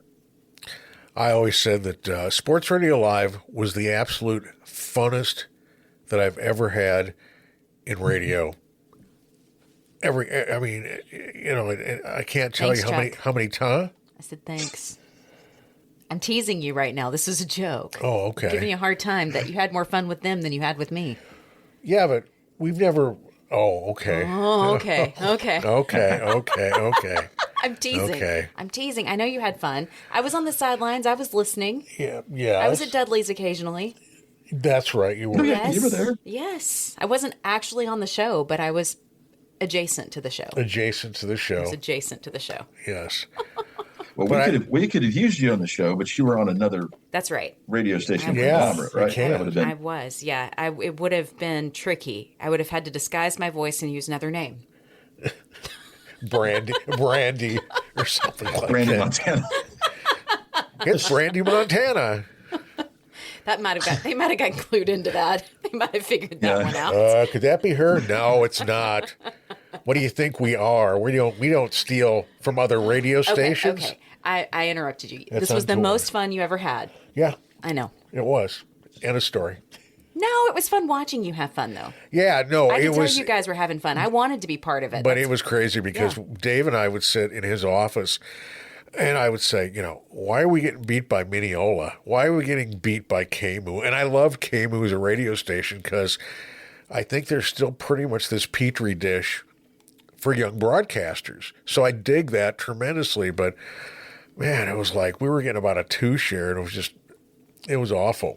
But, such is life. That wasn't a reflection of the talent, though. That's a reflection of a flawed system known as Nielsen. And also, you guys didn't have any marketing or branding support from the ownership group, which matters. Oh yeah, you were doing your job very well at a high level. But if they're not telling people that you are, Reed's got. I'm trying to pick my words carefully. Right? Yes, we didn't have kind of an external support in terms of promos. Right. That matters. At one point, our general manager got us some TV ads with one of the local TV stations. Mm-hmm. I'm not going to say which one it was, but they suck. They sent their promotions team out or whatever, and they shot like footage for a day, and then they went back and they put a commercial together for us. They also did a promotional commercial for the other radio station in town that was doing the sports talk. There was the KTVB, and the two commercials looked almost exactly the same. It was the same shots, same backgrounds. It was Different logo. Yes, it was worse than useless. It actually was more confusing than if you had just put up 30 seconds of our logo and like a monkey throwing stuff at the camera. It would have been more effective to make you remember that there was something going on that. That would have been effective. I would have been curious about that. I tried to get him to hire a monkey, and the checks that they wrote to the handler bounced. Wow. So, Wow. No organ grinder. No organ grinder. We didn't get that kind of promotions, but we also, to be fair, we also didn't get paychecks that didn't bounce for a lot of that time also. So it's the ratings.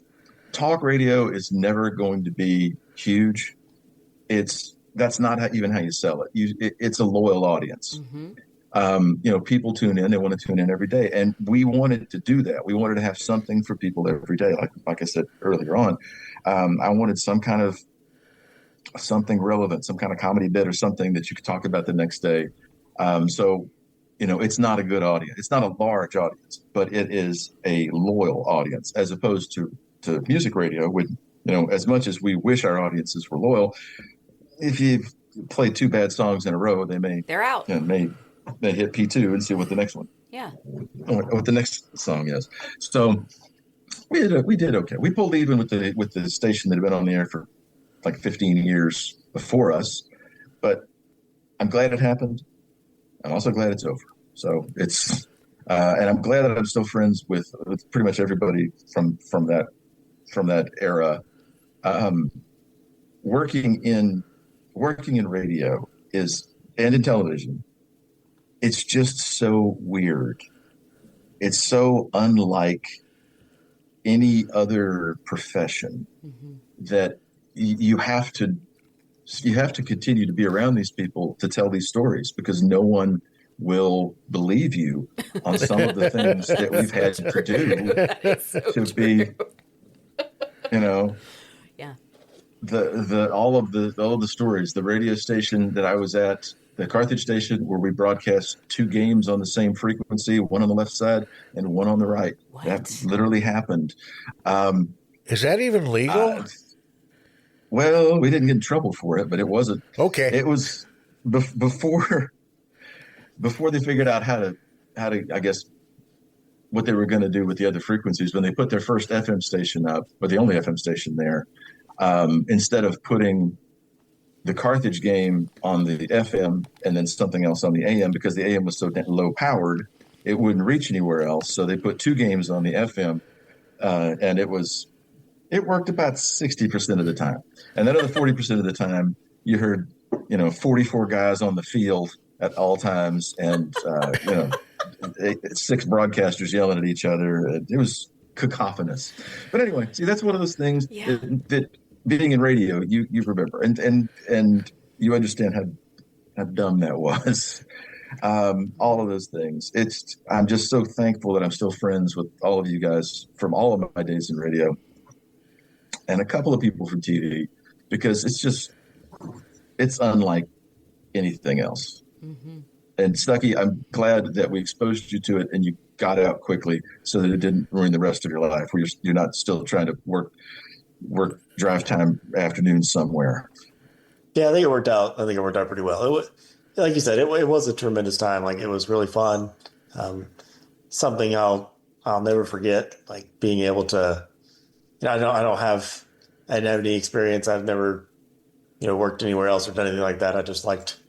I like sports, and I listened to your show, and I bugged you enough, and you let me come on, and the rest was kind of history from there. But it was truly it was just a really, really fun experience, and the relationships that we made and that continue today are it was all pretty awesome. It really was. Stuckey, you absolutely killed anytime we put you on. You came in as the Mavs guy, which was good, because I know football. I can talk football with anybody, anywhere. I've done that at bars all over North America. The other sports, I needed experts in, and you were that expert, and you knew everything. And we just, gave you an opening, and you broke through it. I mean, that is inspirational in how well you did that. That opening and the way that you took it is the dream that I think everybody has when they think about work. I'm going to get an opportunity, and I'm going to win the Heisman at it. And you did it, man. And we just kept giving you stuff, and you kept killing it. And I still, one of these days, think we should finish the bracket of movies that Stuckey's never seen. We most certainly should. That was the most you need a platform. Tragic part about the end. Yeah. We have a platform. We could do a mini series. That was one of our most loved and then most hated bits. So, well, if you need a place, listeners to resurrect it, here we are. Hated it. Well, there's more now that I'm sure that you've seen some of those, Stuckey, and there's probably some more that have come up recently that you are you. Did we ever get you to just start watching stuff as it comes out? Yeah. After meeting you and spending time with you, I certainly expanded my horizons in terms of how I spent my free time. It was not just 100% sports all the time. I made sure to, watch TV and watch movies. And, right now I'm currently rewatching Breaking Bad. Oh, yeah. It's the first time I've rewatched it. But if you remember the last season, I think we watched together at my house. Yes, I was traveling. There were some times. Jenga the cat making her appearance on the podcast. Yes. Hello, Jenga. Oh, she's pretty. Let me put you down. There was a time in my life where I was. We were trying to move up here. For your listeners, I live just outside of I live in Kentucky, unfortunately, just outside of Cincinnati, in a town. It's called Florence, but there's a part of it called Sugar Tit, so that's what I've claimed. Because if I have to live in Kentucky, I want it to be funny. But there was a time where Kim had already moved up here. My wife got a job. And so I was trying to sell our house, and we were trying to cut expenses. And so I was living in a house in Tyler that had the only furniture I had was a bag chair, a lamp, a TV tray, and an inflatable mattress. And that's it. And so some of the last season of Breaking Bad, I drove over to Longview and I watched Stuckey because I had no cable. I was working for the company I'm working for now, CNC Neptune. I would actually have voice stuff that I would do for them. I would read it off of my phone and record it, and then I would take my laptop and drive to the end of my street where there was a bakery that had internet that left it on all night. And so at like 2 o'clock in the morning, I'd be pulling up in the parking lot with my laptop open, send my files, and then go back to sleep. That's awesome. There's it was a very crazy couple of years there. Not good ones, but there's some good stories that came out of it. But yeah, so that was during our time, I guess, after the show. Yeah. Breaking Bad is one. My wife does this, where she watches. I work from home. I watch stuff I've seen a million times, and it's usually comedies. Seinfeld, Friends, Happy Endings, of course. Stuff that I know where the beats are coming, so I can stop and listen to the funny part and then go back to what I'm doing. But my wife watches hour-long dramas when she's in the background. So she's watched Breaking Bad probably 8-10 times. Wow. Better Call Saul, Sons of Anarchy. I mean, heavy stuff. Stranger Things. We just did a rewatch on that. She's probably seen it 3 or 4 times all the way through. So what is it like watching something like that is so intense when you know where it's going? How is it for you? It's my first rewatch. I watched the whole series run as it came out, and now I don't know what my I watched a podcast about Breaking Bad. I was like, you know what, I've got to do that. So I started it, but it's even like it's heavier than I remember. Like just going through these episodes, and it's like you have to like fully immerse yourself in the experience. It's like you said, it's not background TV. Like you're in and you're locked in, and it's been, I'm like, oh yeah, I remember this. And maybe, something pretty dramatic's about to happen. And I'm like, oh no. And now I remember what's going to happen. If you remember like the box cutter episode, I'd forgotten what was happening. And then I realized what was about to happen. And I was like, you just got to look away for a minute. But no, it's definitely been enjoyable, but it's like every bit of my free time that's not football or basketball, I'm like, let me get one more episode in real quick. Yeah. Yep. Have you watched, and of course, Stuckey and I will endorse Breaking Bad and Better Call Saul, the new Vince Gilligan one on Apple. Have you watched Pluribus? I haven't, because it came out during my rewatch of Breaking Bad. I'm just behind on everything else. One at a time. I got you. I'm not going to, no spoilers. I won't say anything about it to any of you guys, but I have never seen a TV show like that. It is not, I went into it cold, other than knowing that who the lead actress in it is. I knew nothing about it. And it's just one of those that Kim and I would just watch it and turn to each other like, what is going on? It's just so, it's the kind of show that you could only do if you already had shows like Better Call Saul and Breaking Bad on your resume, because no one would let you get away with it. Just the slow burn. What is happening here? I cannot believe what I'm seeing. It's just, we're living in a golden age of television. And that has happened over the last 15 or 20 years, but it's not a really good time for movies. So it's a good time to stay home and watch TV. I got to watch And it. you're catching. We've been stuck on Bosch. I mean, just on the Bosch wheel. What is Bosch? Bosch. Is that a show? Titus Welliver. Yeah. Yes. Okay. He is he's protects the citizenry of L.A. but he does it with oh my gosh, his middle finger aimed at authorities. You would call Bosch pretty anti-authority, wouldn't you? Probably, I guess. Oh yeah. Well, I love that character. Michael Connelly is probably my favorite modern author. And he wrote Bosch. He wrote the Lincoln Lawyer books. He wrote Poets, Bloodwork, that was a Clint Eastwood movie. He's written all of these things, and all of his characters show up in his other books, and I love that. As a comic book guy, I love the whole shared universe thing, and his his Los Angeles is just, you feel like you live there after you read the books. And so when the show came out, I thought, it might not be as good as the books. And it really is. It's a tremendous show.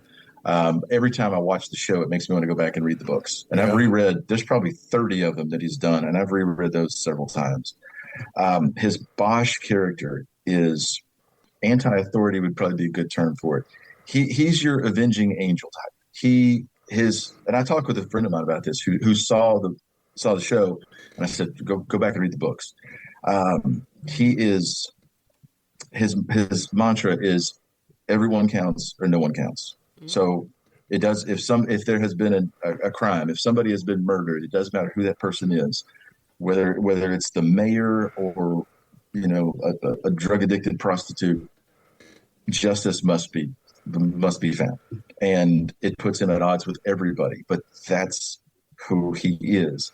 And I think we like reading about it and watching it, Chuck, because we want to think that if something were to ever happen to me or to my loved ones, that there would be someone else out there, some miserable SOB who would just not rest until justice was served.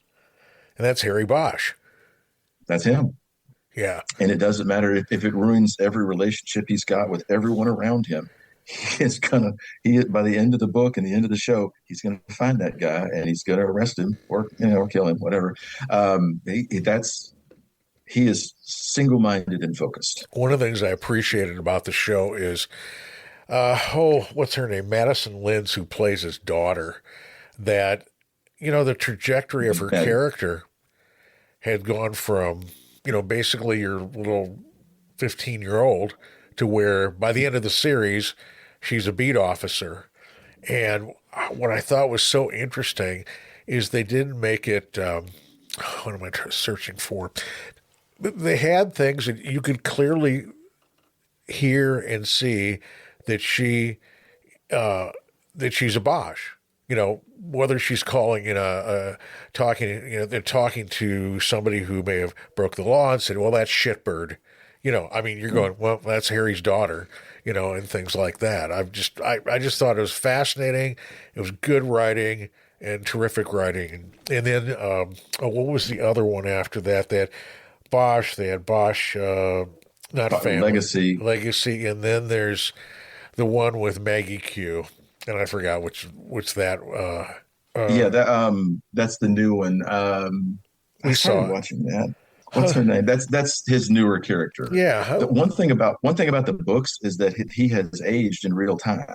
So, like some shows like James Bond, they just recast and they move on. It's not the same James Bond from the 70s. Yeah. Bosch is the same guy that in the books was in Vietnam.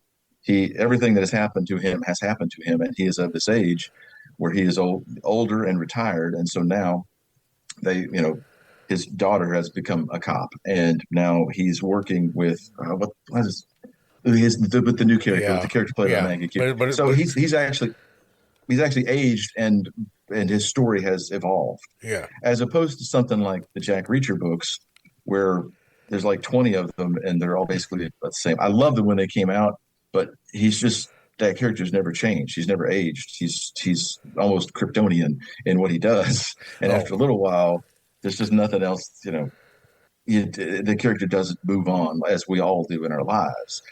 Bosch has done that. He's grown up with us. And so now we see all the people around him. He's still trying to do the most good that he can, but he's an older guy and he's retired and all of that. So I like seeing that. I like seeing the way that the stories are told. Yeah, it's very good. It's very good. I just started the most recent Jack Reacher book, and I don't want to spoil it for you, but he gets involved in something he didn't intend to get involved in. Why, thank you, Chris. Yes, exactly. It's a Jack Reacher book. It's like describing an episode of Three's Company. It's like, here's the plot. This is what happens. Something's going to happen. He's going to beat some people up, right, Stuckey? He's going to beat up a guy that never sees it coming. Yeah, I'm 2 chapters in, and there's been 2 beatings. So it's going well. It's a good start. That should be the name of the book. A Bunch of Beatings. Jack Reacher. A Jack Reacher story. When Reacher Stuckey, when he survived small arms fire in his chest because he was too muscular for the bullets to penetrate, I thought that was bad. But at one point, he survives being adjacent to, I believe, a nuclear bomb going off, and I was like, I'm out. All right, this is Bit of a this is a stretch. comic book without the art. Yeah, When you're Little bit, 6'5", little bit. 250, you never know. Yes. Which is why I still love that Tom Cruise, because of his power in Hollywood, got to play Jack Reacher in a movie. Reacher is 6'5". Tom Cruise is 5'6". 5'6". Yeah. And he still got to beat up like 9 guys in a row because he's Tom Cruise. He's Tommy Ballard. Renee Ballard. That's it. That's Renee it, Ballard. Yes, that's the new character. Well, And, you guys are- and yeah. I like it, but she's very, very much a female boss. She has different trauma in her past, but it's there, and she's, she fits right in with all that. Yeah, it works real well. I liked it a lot, and I went into it, like you on the or Stuckey on the with Ray Seahorn's show. Oh, with Pluribus, yeah. Yeah, Pluribus, just going into it just cold, didn't know what it was about really, except it's this, and was very pleased.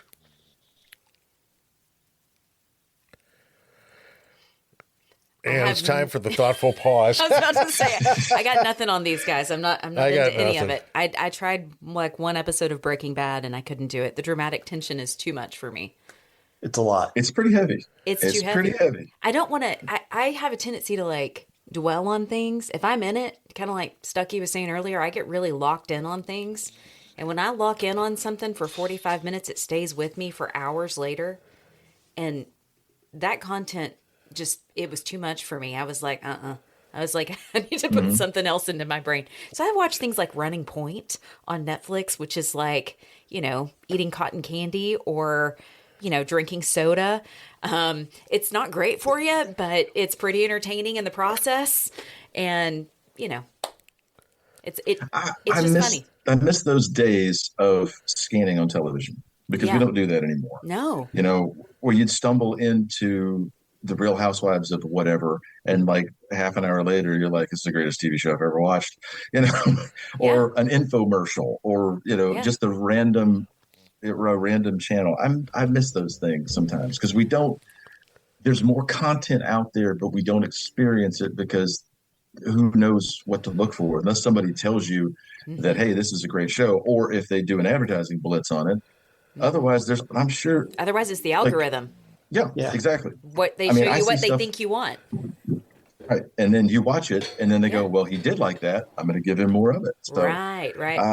yes. Okay. Well, let me ask you guys this. Just because it's a discussion that comes up a lot with Kim and I. When you're watching something and all of the episodes are available, like if you're watching Bosch and the season's already over, do you watch a bunch of them in a row? Do you watch 3 or 4 of them? Like however much time you have in an evening? Do you do them one at a time? We really have missed the days that it was just one at a time. And some places like Apple and Hulu, they release things one at a time, as opposed to Netflix, which will drop a whole season or like 4 Stranger Things episodes at one time. How do you guys consume that? Two at a shot if I can. But it depends. Let's say I'm watching Pluribus. We'll start at the beginning, or if there's only one available. But with the Harry Bosch things, it depends. It's a rainy day here. It could be rainy. And last night I think I sat up. I made a half an episode before I, went to ground, so to speak, in my easy chair. So, yeah, I could. It just depends, but I think most of the time it'll be 1 or 2. It varies. I mean, if it's available, it's hard to pass up. Agreed. Yeah. And if the ending is, you know what I mean? If you get a ending that's really, really good, you go, well, we've got to keep going. Yeah. Yeah. I like the fact that certain, like you said, certain services still drop some shows 1 week at a time, because it's nice to have like something to look forward to. Your HBO Sunday night. That's all. That's nostalgic, and luckily we still get to experience that some, because I feel like in some ways you can enjoy it less if you're just like next episode. There's no anticipation. Something popped up the other day just on one of those you may want to watch, and it was a show that we watched, and I have no memory of it whatsoever, Really? because it was all streamed at the same time. We watched the whole thing. It wasn't that good, and somehow I just wandered away from it with no memory of it whatsoever. I was like, that wasn't very good. Well, why? I don't know. Yeah. The one that's been getting savaged by critics, to be fair, is the new Kim Kardashian thing, All's Fair. She plays a lawyer. And I remember seeing the trailers for that, but I haven't watched it. Yeah, it's just, I mean, supposedly, but here's, again, Joe Public says, I like this, and guess what? They get renewed for season 2. Mm-hmm. Yeah. Winning cures all. Yeah, exactly. People want to see what they want to see, and whether it's good for you, or, I mean, we made Honey Boo Boo a national phenomenon at one point. This is true. And that wasn't good for us, and that wasn't good for that. Just things happen. But Stuckey, I'll go back to this. We talked about Breaking Bad just as an example. I think Breaking Bad would not have been as big as it was if it was a streamed show and the whole season was available, because those shows were, Mandy, like you said, were heavy. Yeah. Things happened in them. You couldn't stop thinking about it. Right. And the some of the episodes, the box cutter episode, the train robbery, something happens and the show is over, and you would just have like a hole in your soul from what you had just seen. Like you thought everything was great and it wasn't, and this thing has changed, and now what does this mean for the future? And you spend the next 6 days and 23 hours talking about it, like what's going to happen next, what's going on. If you could just flip to the next one, I don't think we would have digested it the same way. I completely agree, because like you said, when you're done, it's heavy. You need time to reflect. You don't need the next episode to start automatically. You need to be able to talk to your friends, like, did you see, like, this is what happened, this is how that ended, what does this mean? There were so many like subtle cues in that show to give you an idea of what happened actually that didn't address like straight on. I'm with you. I'm watching it now. Just if there's not sports on, I'm watching Breaking Bad. So being able to go through episode after episode, it's like it helps in kind of knowing how it ends already. But it's just it's heavy. It's a heavy show. Yes, and there's a lot of that show that I don't remember, and I will walk in that and Better Call Saul. I'll walk into Kim's office, and something will be on, and I'll look at it and I'll think, okay, when did that happen? Did this other thing happen before this or after it? How did we get to this point? That show, and then doing maybe the only successful prequel series ever to attach onto it, it was just lightning in a bottle, just magic. I don't know, especially when you find out some of the things about it, like in the second season. Spoilers for the show that came out like 20 years ago. The second season, they started off with something and they didn't know where it was going. They literally just had stuff falling into a pool, and they wrote around it. They wrote around it so that 8 episodes later, it all made sense.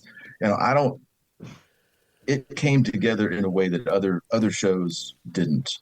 And I think that if I had been able to watch all 8 episodes of that season at the same time, it wouldn't have stood out to me like it did. It wouldn't have had the emotional effect on me that it did. And I think that's why Netflix has the whole season, had last season of Stranger Things, for example, but is giving it to you in chunks. So they don't. That's smart. Yeah. Yeah, you get enough. They're still using their way of handling it that they always do, but they're slowing it down a little bit to keep you, to make you at least keep your Netflix for 2 months before you cancel it, just to make sure you see all the show. Which is the thing, Chuck. That's the thing I always say I'm going to do, and I don't. I'm like, all right, just let's get Peacock for a month and watch the show that's on there. Just add another one. 8 months later, we spent like $400 on something to watch.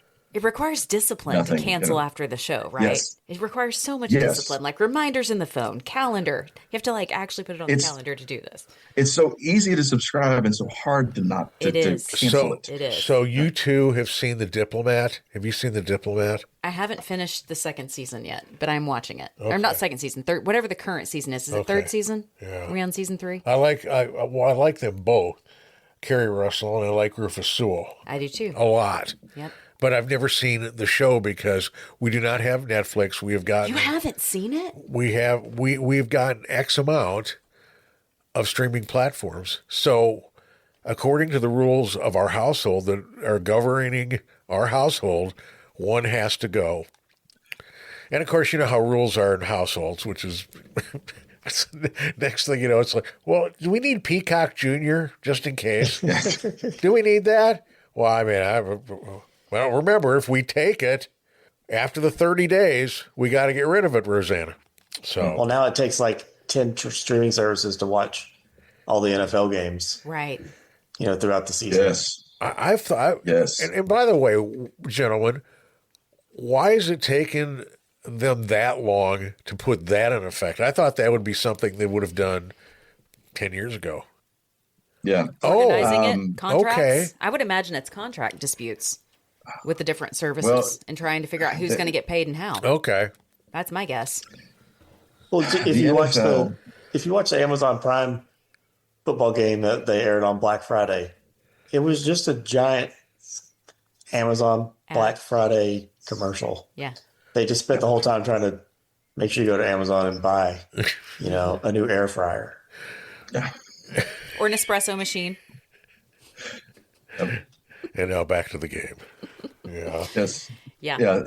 And the thing is now that we don't watch television live anymore, and we haven't for quite a while.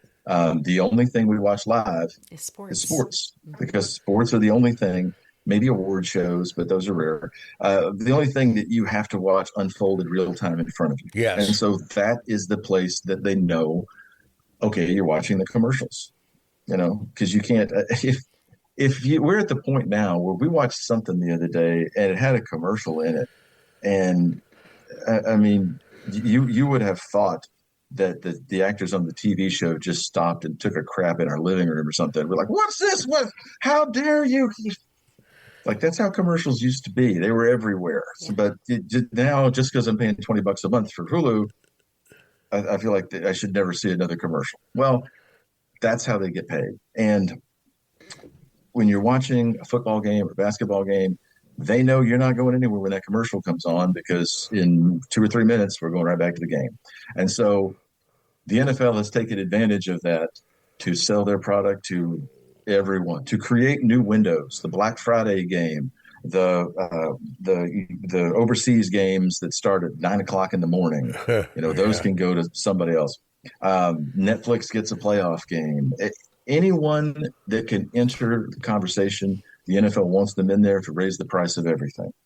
And really, the thing that I think hurts the most on this is the Sunday ticket. I mean, I haven't even entertained the notion of the Sunday ticket in probably 12, 15 years, because all of the games are on.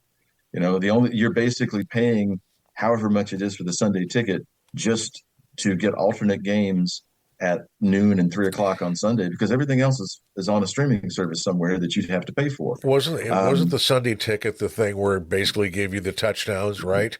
I think that's Red Zone. That's Red Zone. Red Zone? Yeah, that's the Red Zone. Oh, okay. Sunday ticket is you get to watch whatever game you want on Sunday. But the good game is going to be on NBC on Sunday night.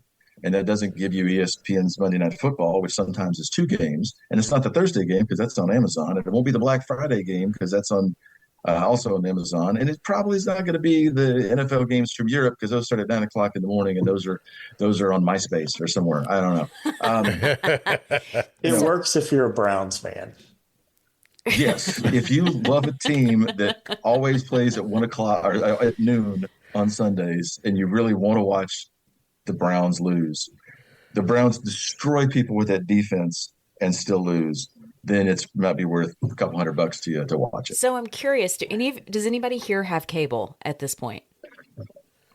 I have YouTube TV for Okay. football season. I will cancel it the day after the Super Bowl. So we bought an antenna so we can watch broadcast television in our house because we're not paying for YouTube TV.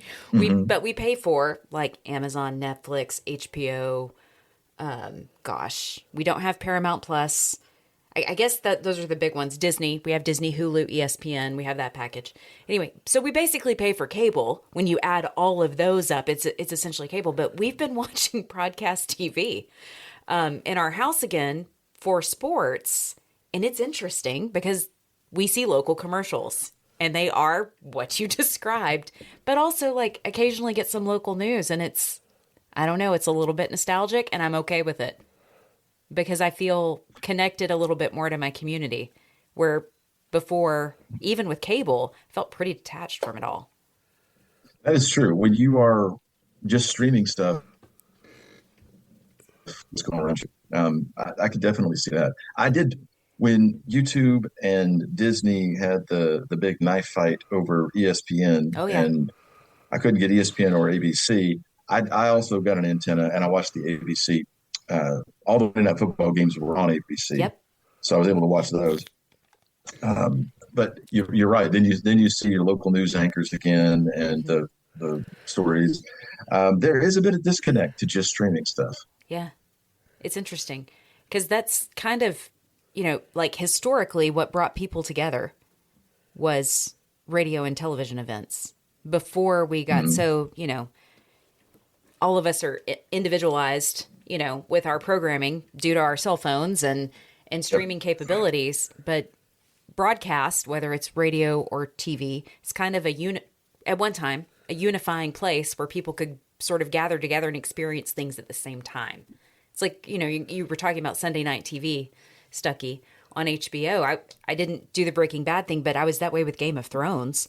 And it was the same experience. You have the Red Wedding, and you don't stop talking about the Red Wedding for like a week because you don't know what the heck's going to happen next. You're so shocked about it if you didn't read the books.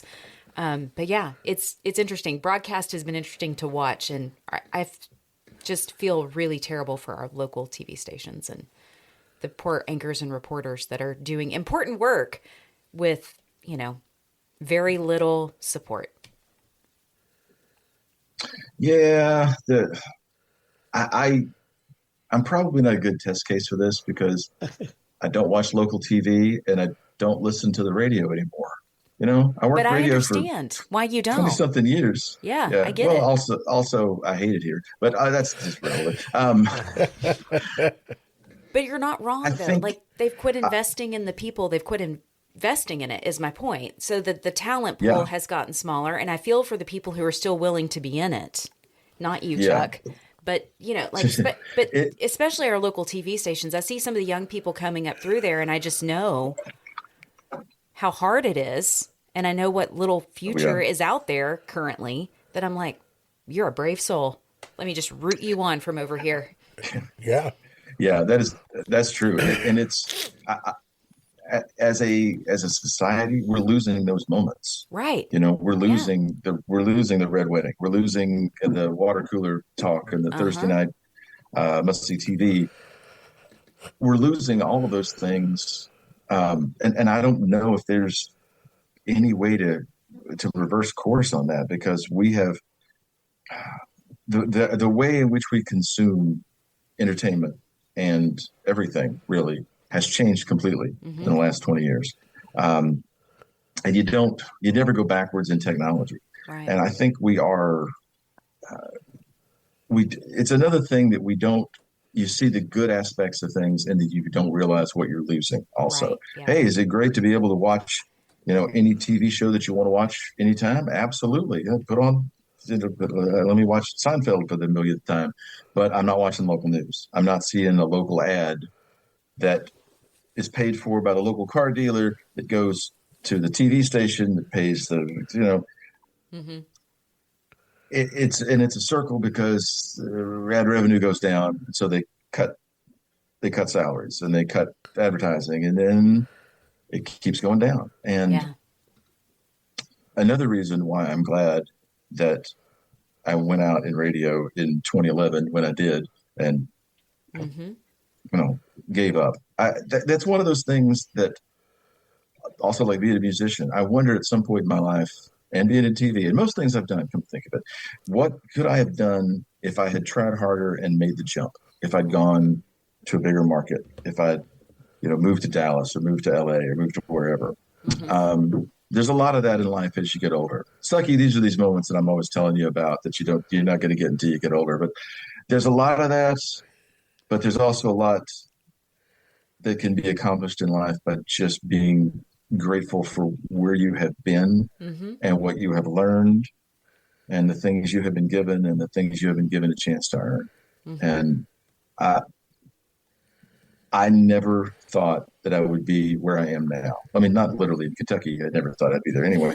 But just at this point in life, I mean, when I look back at radio and television and everything else that I did, I remember so many hours worked and so much not money that was made from that, and just crazy stuff that we had to do. But the bad parts fade and the good parts, the hanging out with you, Stuckey and Chuck, and all those good things just stay with you. And I worry that we are becoming more detached, generally speaking, as a society, because we don't have those moments where we're all together. And I don't know how to reverse that, but I do fear we're missing it. This has been another episode of The Unknown Morning Show. I'm Mandee Montana. And I'm Chuck McKinley. This is our show to explore radio, podcasting, gear, and the gearheads that use the gear, and making money with a hot mic, and other stuff in between. We'd love for you to follow us on social media as well. Follow us on Facebook at The Unknown Morning Show and Instagram at The Unknown Morning Show. See us on YouTube at The Unknown Morning Show. Thank you for listening to The Unknown Morning Show. I'm Mandee Montana. I'm Chuck McKinley. And remember, be kind and rewind.